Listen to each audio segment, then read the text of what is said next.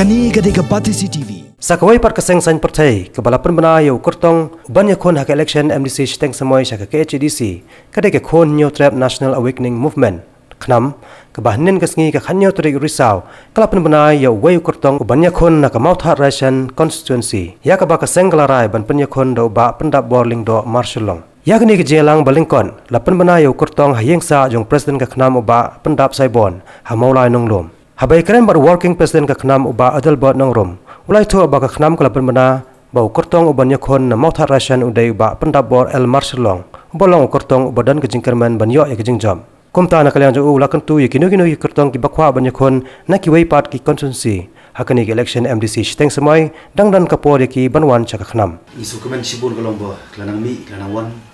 ki beri ubadan kanong rim bat ni yakin tu ya khat ya weru bakwi constituency ko mula ong ba. Katong juga khanam kamdei tam taban job election didakwa didatram menyo akibriu ki padon chataka mensi musi syakri mensi muji ke clear mensi lelede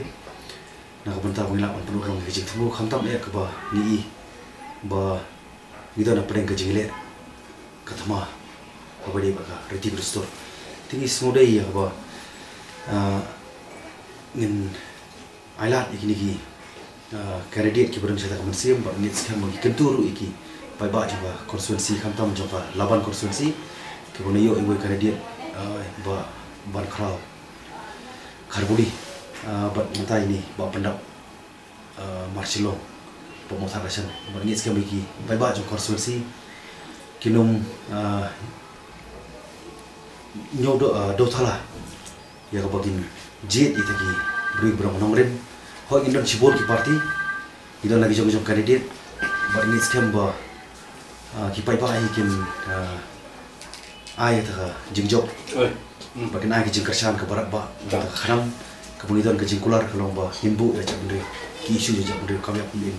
jamri khamato Nakaliang ba pendap bor Marshallong ulai tho ba menchua udai ubreo jong ke HSPDP handai hadeng ke jingklat no ba HS lingdo ulami no namar kinong ilam bamenta kemla menyelam ya kaseng bekinong kersan kombolong unong ilam barim Nakaleng jungang i kidiki napdeng ke political party baru dibayang dan project state sumi itang kenam ke badai gawai ke badan syak isu nam tak jai nuri bujung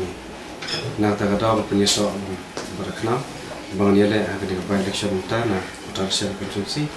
bat na khot ngawer ya ki paiba jeng motivation